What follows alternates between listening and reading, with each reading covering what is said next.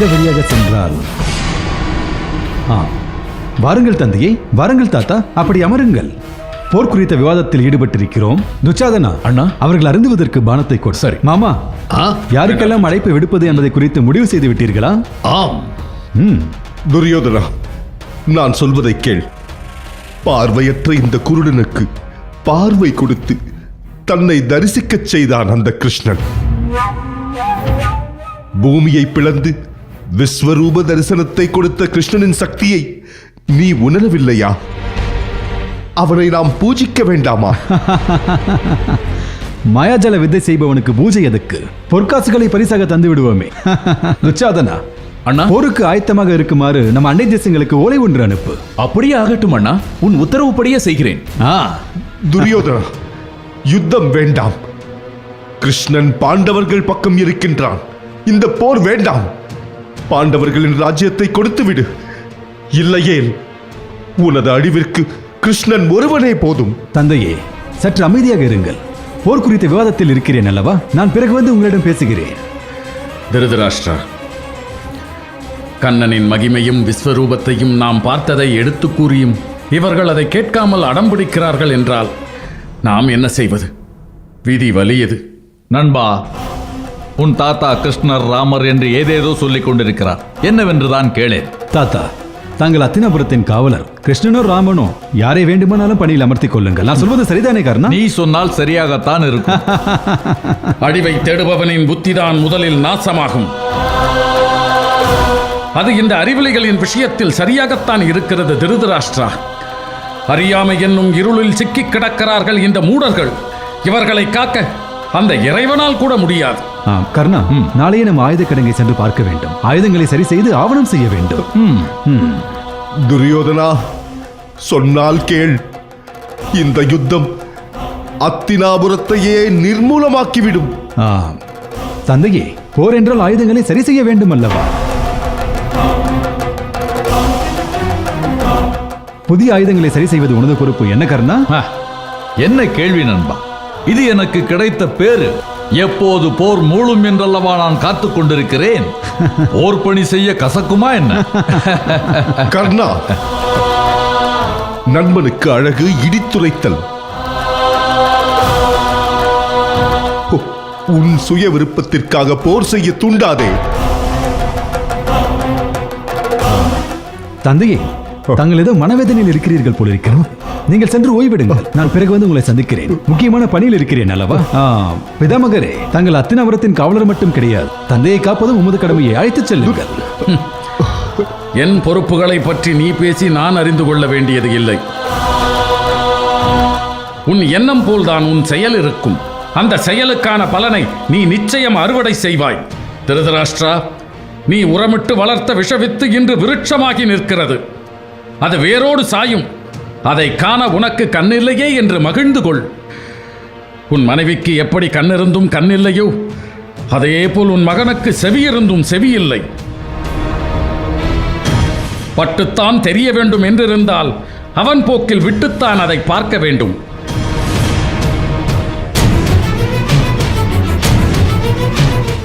திருதராஷ்டிரா, இனியும் நாம் இங்கிருப்பது நல்லதல்ல. செல்வதுதான் நமக்கு உத்தமம். வா திருதராஷ்டிரா, வா. சொல் நண்பா.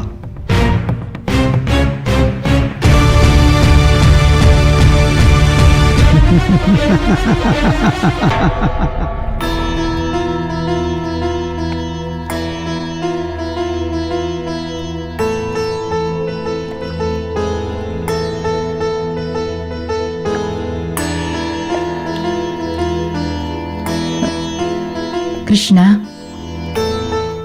இந்த அதிகாலை நேரத்தில் எதற்காக என்னை இங்கு அழைத்து வந்தாய்? அத்தை, அதோ கிழக்கிலே உதிக்கும் ஆதவனை காணும்போது உனக்கு என்ன தோன்றுகிறது?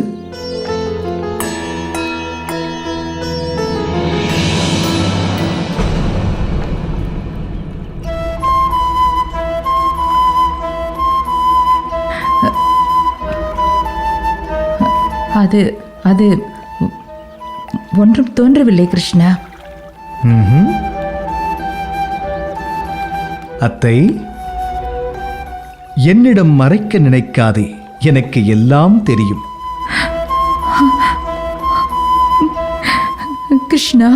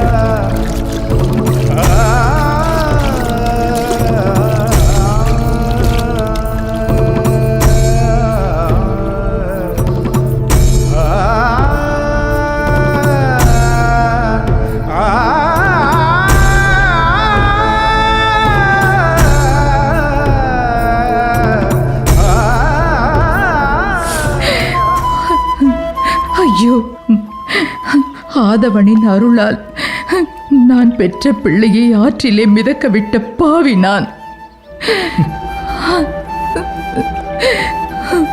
அழாதே அத்தை, உன் மூத்த புத்திரன் இன்னும் உயிரோடுதான் இருக்கிறான்.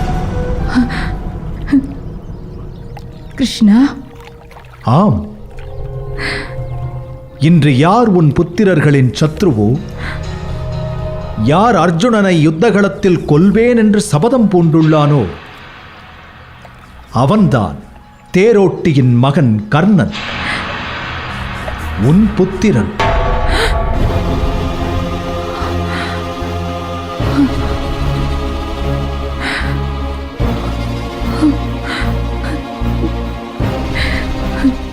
தர்மத்தின் தலைமகனான கர்ணனா என் புத்திரன்? நான் அவனை காணும் போதெல்லாம் என் தாய் மனம் நெகிழும். அன்பு அமுதாக ஊற்றெடுக்கும். அவனை ஆறு தழுவ எனது கைகள் துடிக்கும். கர்ணனை முதலில் அன்று அரங்கில் கண்ட பொழுது ஒரு கணம் நான் மூர்ச்சித்து விழுந்தேன்.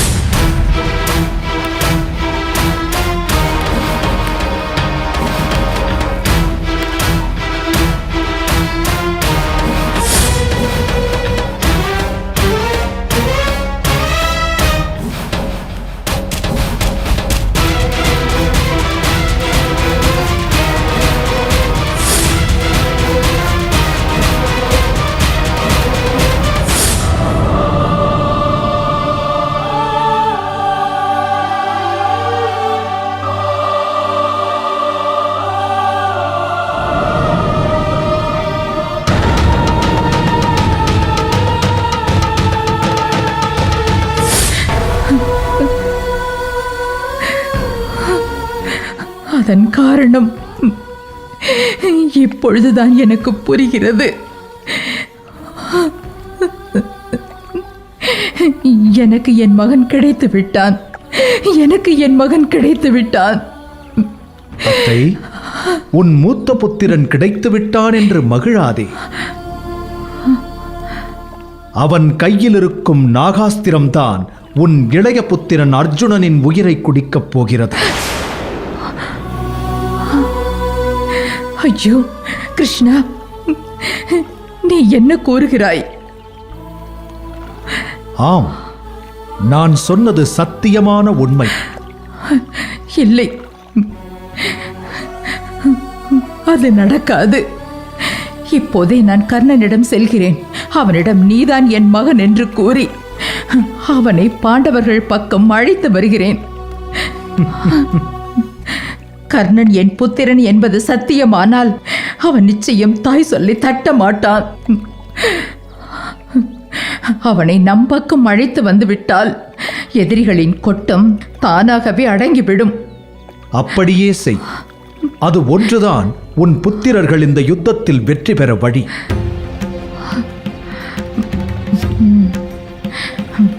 நான் இப்பொழுதே செல்கிறேன். அத்தை, ஒருவேளை நீ அழைத்து கர்ணன் வர மறுத்தால்?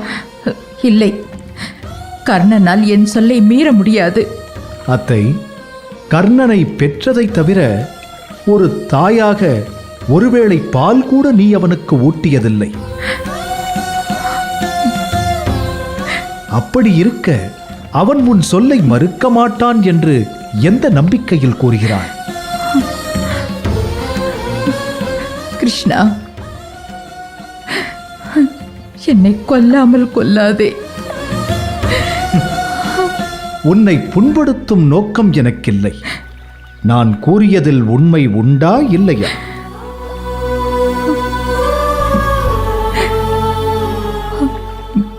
நான் என்ன செய்ய வேண்டும் என்று நீயே சொல். கர்ணனிடம் 2 வரங்களையாவது வாங்கிவிடு. என்ன வரம் கிருஷ்ணா? முதல் வரம், நாகாஸ்திரத்தை அர்ஜுனன் மீது ஒரு முறைக்கு மேல் எய்யக்கூடாது. ஐயோ கிருஷ்ணா, ஒரு முறையிலேயே அது அர்ஜுனனை கொன்றுவிட்டால்? நிச்சயம் கொல்லும். அஞ்சாதே அத்தை, யுத்தகளத்தில் எதையாவது செய்து சமாளிக்க பார்க்கிறேன். சரி, இன்னொரு வரம். யுத்தகளத்தில் அர்ஜுனனை தவிர ஏனைய 4 கர்ணன் கொல்லக்கூடாது.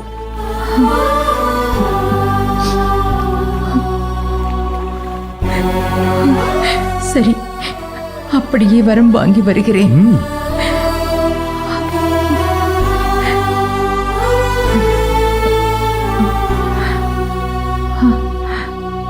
கிருஷ்ணா, கிருஷ்ணா, நான் வாங்கும் இந்த வரங்களால் கர்ணனின் உயிருக்கு ஆபத்து வந்து சேருமே? நிச்சயம் வரும். கிருஷ்ணா, என் புத்திரன் கர்ணன் உயிர் பிழைக்க வேண்டும். இருந்தாலும் உனக்கு பேராசை அத்தை. உன் புத்திரர்கள் மட்டும் உயிரோடு இருக்க வேண்டும், மற்றவர்களெல்லாம் அழிய வேண்டும். அப்படித்தானே? சொல்லத்தை. தீயவர்கள் அழியத்தானே வேண்டும். தீமையின் பக்கம் நிற்கிறானே உன் மைந்தன். விதியிருந்து அவன் உன் பக்கம் வந்தால் வரட்டும், இல்லை என்றால் பாதியில் வந்தவன்தானே, பாதியில் போனான் என்று உன் மனதை தேற்றிக்கொள்.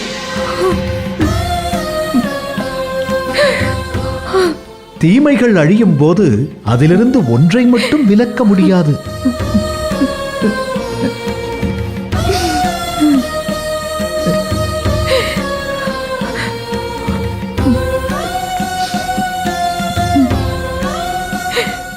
சரி, நான் இப்பொழுதே கர்ணனிடம் செல்கிறேன்.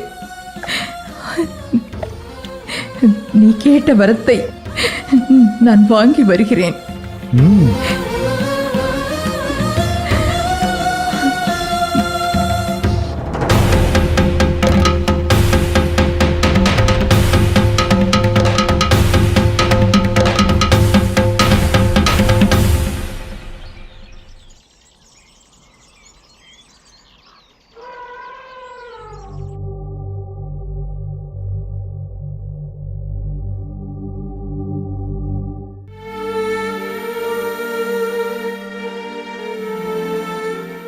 அரசே, தாசியின் மகன் விதுரன் வந்திருக்கிறேன். விதுரா, என்ன சொல்கிறாய்? தங்களை புண்படுத்தும் நோக்கத்தோடு நான் இங்கு வரவில்லை. உண்மை அதுதானே, அதை ஏற்றுக்கொள்வதுதானே எனக்கு நான் செய்யும் நல்லதாக இருக்கும். என்னை நான் யார் என்று உணர்ந்து கொள்வதுதானே பொருத்தமாக இருக்கும்.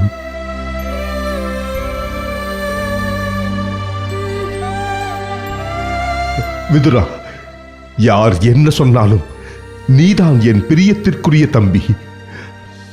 உன்னை போன்ற ஒரு கண்ணியவானை சகோதரனாக பெற நான் அல்லவா புண்ணியம் செய்திருக்க வேண்டும். அது நான் பெற்ற பேரு.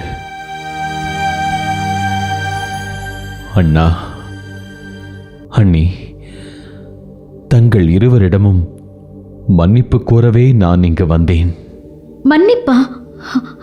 நாங்கள் அல்லவா உன்னிடம் மன்னிப்பு கோர வேண்டும்? இல்லை அண்ணி, துரியோதனனின் சுடுசொல் பொறுக்காமல் ஆவேசத்தில் விஷ்ணு தனுசை உடைத்தெறிந்து விட்டேன். யுத்தம் ஒன்று மூண்டால் அதில் நான் தங்களுக்கு பயன்படாத உதிய மரமானேன். விதுரா, அதற்காகத்தான் மன்னிப்பு கூற வந்தேன்.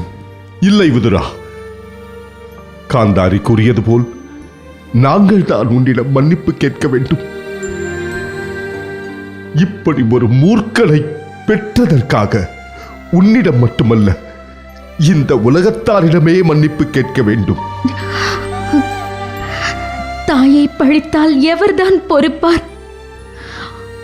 உன் பிறப்பை சொல்லி இகழ்வதே துரியோதனனுக்கு வழக்கமாக போய்விட்டது. அதற்கு ஒரு முடிவு கட்டிவிட்டாய். அந்த வகையில் எங்களுக்கு மகிழ்ச்சி. ஆனாலும் இதுநாள் வரை பொறுமை காத்த நான் இன்று மதியிழந்து விட்டேனே. இல்லை விதுரா, இல்லை. நீ செய்தது ஆகச் சிறந்த காரியம். உன்னிடத்தில் நான் இருந்திருந்தால் என் தாயை இகழ்ந்தவனின் உயிரை பறித்திருப்பேன். எங்கள் புத்திரனுக்கு உயிர் பிச்சை கொடுத்தாயே, நாங்கள் மகிழ்ந்து வாழ்த்துகிறோம். நிறைந்த அவையில் அத்தனை பேர் முன்னிலையிலும் என் புத்திரனால் அவமானப்பட்டு ஐயோ என ஈன்றவளே என நீ துடித்த போது எங்கே இந்த உலகமே அழியப் போகிறதென்று என் மனம் ஒரு கணம் நடுங்கியது. ஆனால் சமயோஜிதமாக கிருஷ்ணன் அதை தடுத்தான். துரியோதனன் ஆணவத்திற்கு ஒரு பாடம் கற்பிக்க வழி செய்தான். இத்தனை நடந்த பிறகும் எங்களிடம் மன்னிப்பு கோர வந்து நிற்கிறாயே, அது உன் மாண்பை காட்டுகிறது. உன் பெருங்குணத்தின் முன் நாங்கள் வெட்கி தலைகுடுகிறோம். அண்ணா, வேண்டாம். இந்த பேச்சை இதோடு விட்டு விடுவோம். அதுதான் நமக்கு நல்லது. சரியாகச் சொன்னாய். நடந்தது நடந்து விட்டது. அடுத்து என்ன செய்யலாம் என்று நானே உன்னிடம் ஆலோசனை கேட்கலாம் என்று நினைத்தேன். நீயே வந்துவிட்டாய்.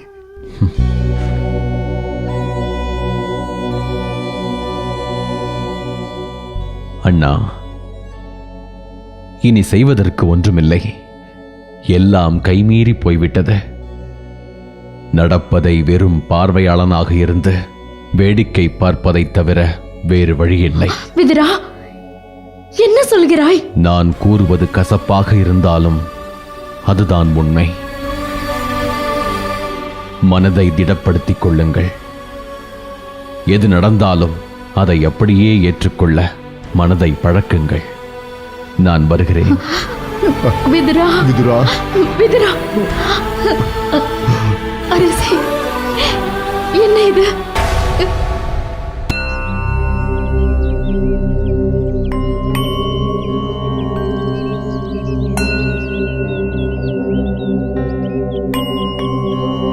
கர்ணா,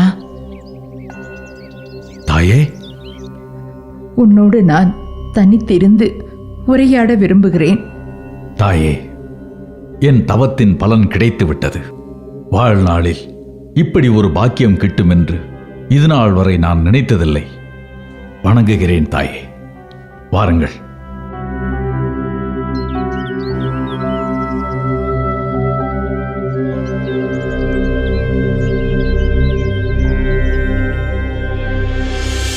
வாருங்கள் அம்மா, வாருங்கள்.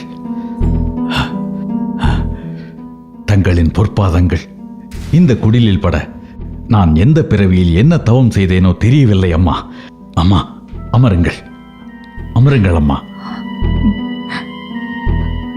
கருணா, தானமும் தயையும் தர்மமும் என்றும் உன்னோடு நிலைத்திருக்க வேண்டும் கருணா, நிலைத்திருக்க வேண்டும். வாய் நிறைந்த மங்களச் சொற்கள், உள்ளத்தின் அடி ஆழத்திலிருந்து ஊற்றெடுக்கும் அன்பு. என் மேனி சிலிர்க்கிறதம்மா, என் மேனி சிலிர்க்கிறதம்மா. அம்மா, தங்களின் கரம் என் மீது பட்டதும் ஏதோ இன்றுதான் பிறந்தது போல் என் ஆவி துடிக்கிறதம்மா. அம்மா, இப்படி ஒரு உணர்வை நான் இது நாள் வரை வாழ்வில் உணர்ந்ததில்லை அம்மா. கர்ணா, இந்த மனம் இருக்கிறதே, அது செய்யும் அற்புதமே அற்புதம். யாரென்று அறிய வேண்டிய அவசியம் இல்லை. இரத்த பந்தங்களை அது நமக்கு அடையாளம் காட்டிவிடும். இரத்த பந்தமா? அம்மா, என்ன சொல்கிறீர்கள்?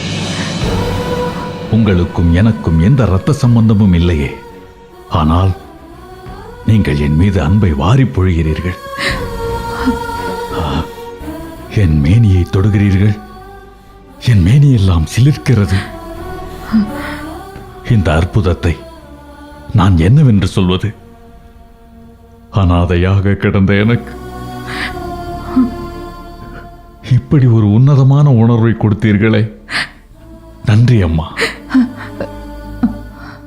நன்றி. அம்மா, உன்னை போன்ற ஒரு உத்தமனை, அன்பின் திருவுருவை பெற்ற உன் அம்மா உண்மையில் பேறு பெற்றவள்தான். ஆம், பேறு பெற்றவள்தான். என்னை துறந்து எங்கேயோ சென்று நிம்மதியாக இருக்கிறாளே, உண்மையிலேயே அவள் பெரும் பேறு பெற்றவள்தான்.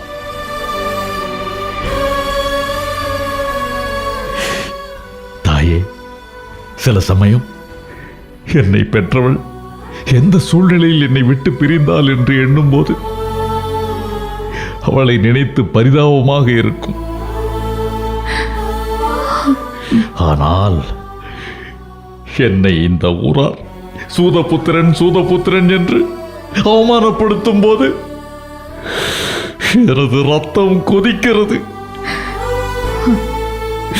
என் நரம்புகள் தெரிக்கின்றன, என் நாளங்கள் புடைக்கின்றது. என்னை ஈன்ற தாயை என் இரு கரங்களால் கொல்ல வேண்டும் என்று என் கரங்கள் துடிக்கிறதம்மா, என் கரங்கள் துடிக்கிறது.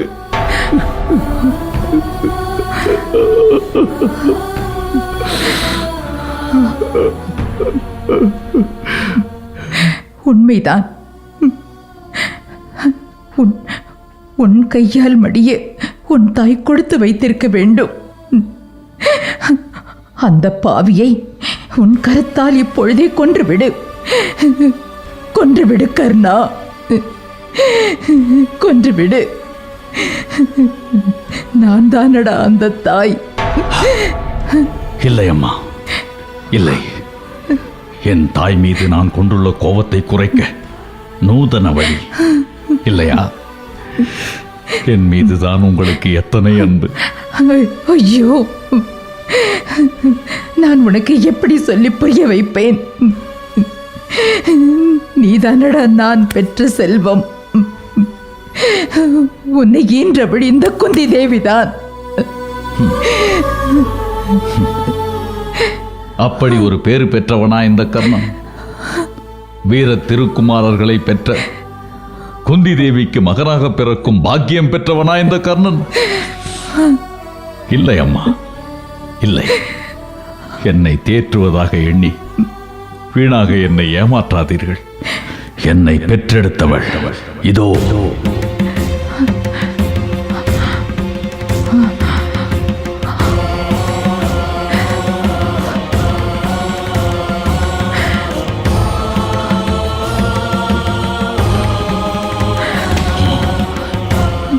இந்த பேழையில் வைத்துத்தான் என்னை ஆற்றிலே மிதக்க விட்டாள்.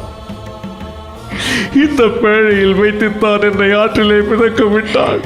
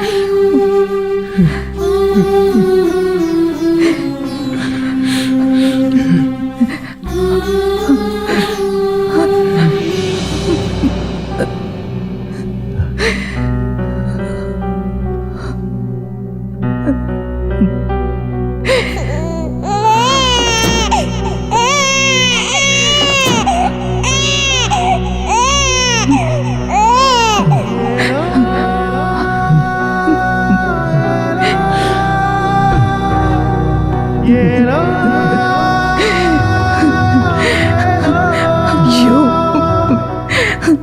அதே பேழை. நான் உன்னை ஈன்ற பொழுது உன்னையும் என்னையும் இணைத்த அதே ஆடை.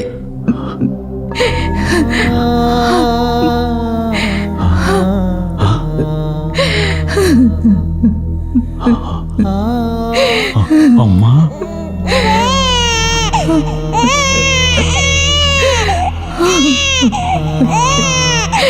உன்னை ஈன்ற போது கேட்ட அதே சிசுவின் குரலை மீண்டும் கேட்கிறேன். என்னை அம்மா என்று இன்னொரு முறை அழையடா என் செல்வமே. அழை.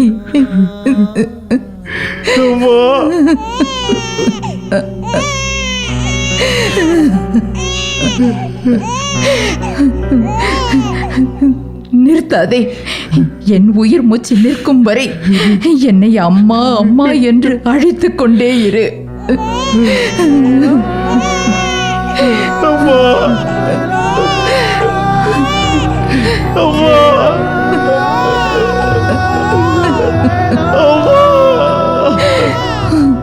அம்மா அம்மா என அழைத்துக் கொண்டே இரு. அழைத்துக் கொண்டே இரு. அம்மா, அம்மா, அம்மா, அம்மா, அம்மா, அம்மா, அம்மா, கர்ணா, அம்மா, கர்ணா, அம்மா, அம்மா, அம்மா, அம்மா, கர்ணா, கொடையே அருளே கர்ணா. கொடுத்தாய் உடலே மழையே ஒளியே ஈந்தாய் புனையே. அம்மா, இப்படி ஒரு குணவதி தாயாக இருக்க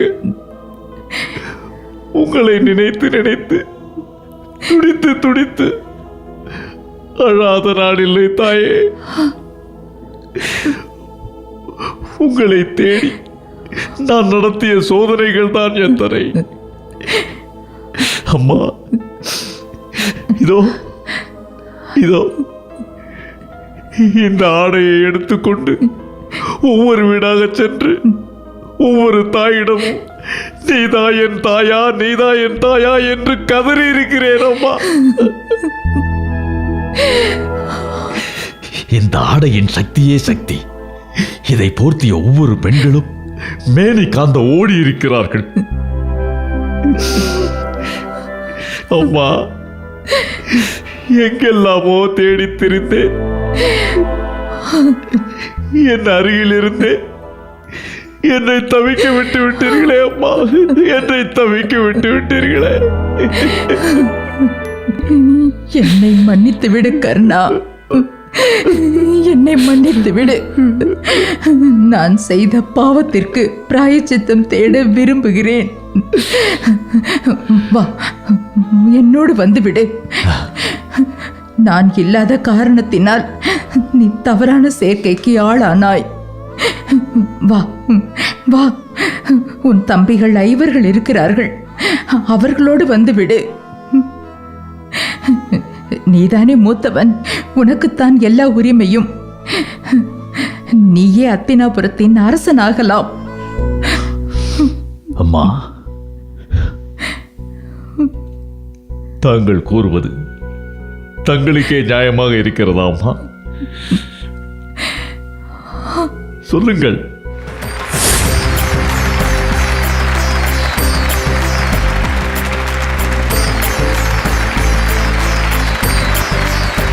துரியோதனன் வாழ்க!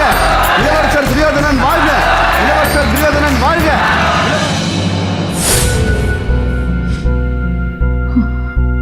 அனாதையாக கிடந்த இந்த கர்ணனை அள்ளி அரவணைத்து நண்பனாக்கிக் கொண்டவன் துரியோதனன். அன்று அரங்கிலே அத்தனை பேர் முன்னால் அவமானப்பட்டு நின்றபோது இருமா போடு நண்பன் என்று அணைத்துக் கொண்டவன் துரியோதனன். சாதாரண தேரோட்டியான என்னை அங்க தேசத்தின் மன்னனாக்கி அழகு பார்த்தவன் துரியோதனன். அப்படிப்பட்ட என் உயிர் நண்பனை விட்டு நான் என் தம்பிகளோடு வந்தால் இந்த பார் என்னை தூற்றாதா? என் மனசாட்சி என்னை கொன்றுவிடாதா அம்மா? துரியோதனன் துர்க்குணங்களின் மொத்த உருவமாக இருக்கிறான் கர்ணா.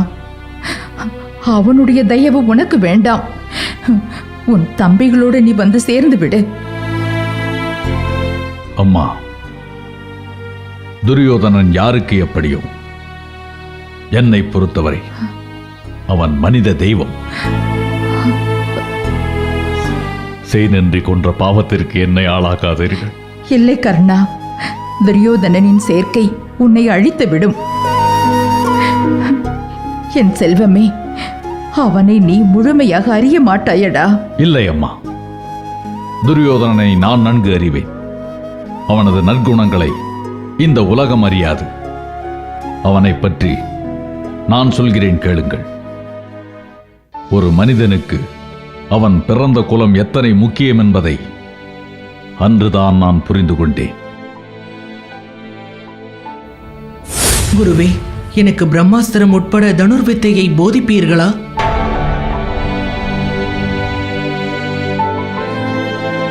சிறுவனே, நீ எந்த நாட்டு இளவரசன்? உன் தந்தை எந்த நாட்டு மன்னர்? நான் தேரோட்டி அதிரதன். இவன் என் மகன் கர்ணன். கர்ணா, சத்திரியர் அல்லாதவர்களுக்கு தனுர்வித்தையை போதிப்பதை என் குருகுல தர்மம் அனுமதிக்காது. குருவே, எனக்கு ஒரு சந்தேகம். என்ன? சத்திரியர்கள் அல்லாதவர்களுக்கு தனுர்வித்தையை போதிப்பது தங்கள் குருகுல தர்மம் அனுமதிக்காது என்கிறீர்கள். எனில் தனுர்வித்தையை போதிக்கும் தாங்கள் சத்திரியரா?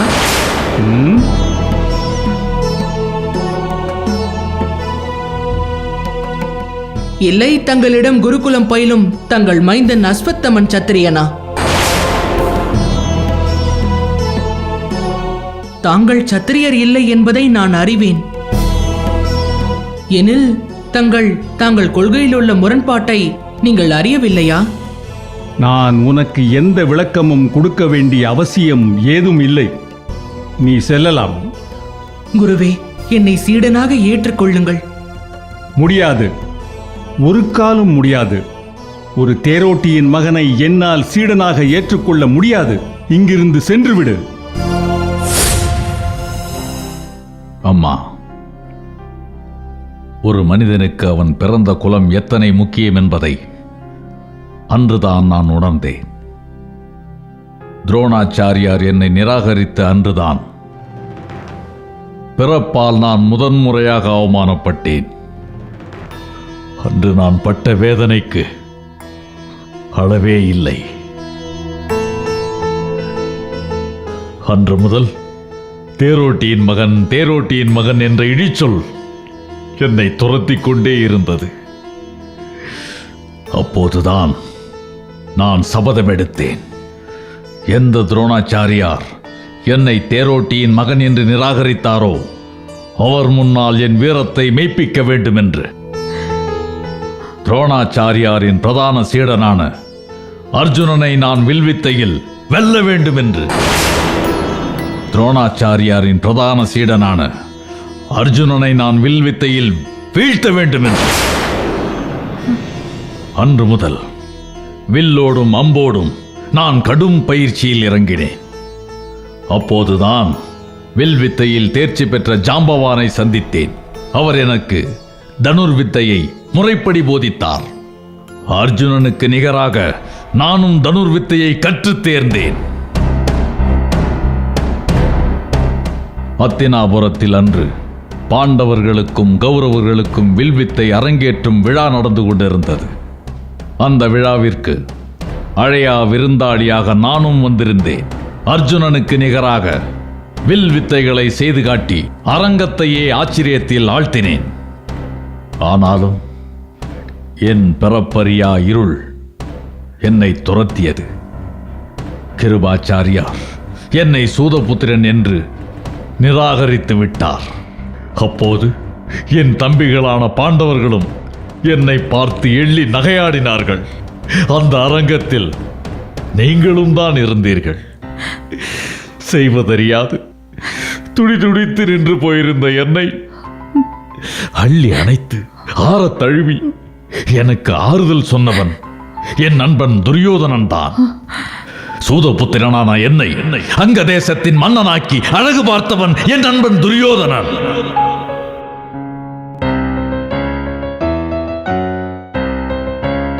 அமைச்சர்கள், அரசு நிர்வாகிகள், தளபதி என யாவரும் வந்து என்னை இப்போது பார்க்க வேண்டும். உத்தரவு இளவரசே. வா நண்பா, வா நண்பா. மருமகனே, அமைச்சர்கள், தளபதிகள் மற்றும் உயர் அரசு அதிகாரிகள் அனைவரையும் இப்போது எதற்காக எங்கே குழுமச் செய்திருக்கிறாய்? எனது நண்பனை கௌரவப்படுத்த. நண்பா, எனக்கு இணையாக இந்த ஆசனத்தில் அமரும் தகுதியும் உரிமையும் உனக்கு மட்டுமே உள்ளது. அமர்ந்து கொள். என்ன தயக்கம்? வா, அமர்ந்து கொள்.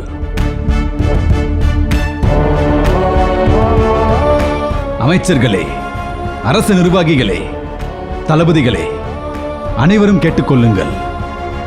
எனது நண்பன் கர்ணன் அங்கதேசத்து மன்னன் மட்டுமல்ல, இந்த அத்தினாபுரத்தில் எனக்கு இணையான அத்தனை அதிகாரங்களையும் பெற்றவன்.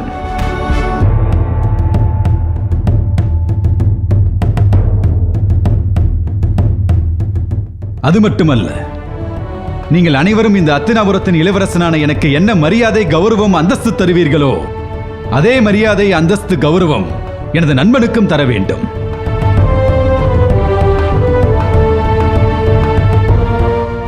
யாரேனும் எனது நண்பனை மதிக்க தவறினால் அவர்களின் தலை மண்ணில் புரண்டோடும்.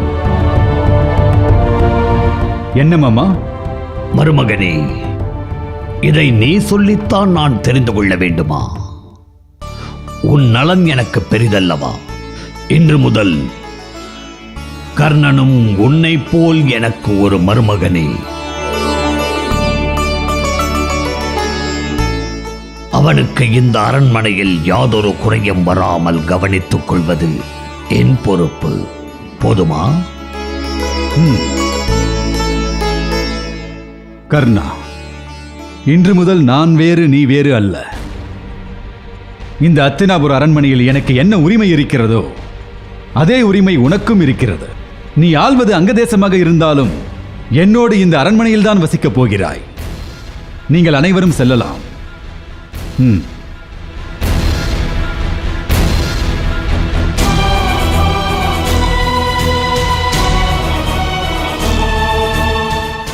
நண்பா, ஒரு தேரோட்டியின் மகனான எனக்கு இத்தனை பெரிய கௌரவத்தை கொடுத்திருக்கிறாய். இதற்கு நான் உனக்கு என்ன கைமாறு செய்ய போகிறேன்? நண்பா, இனி ஒரு முறை தேரோட்டியின் மகன் என்று கூறி உன்னை தாழ்த்திக் கொள்ளாதே. என் சகோதரனுக்கு மேல் உயர்ந்தவன் நீ. நீ என் ஆருயிர் நண்பன். நண்பா,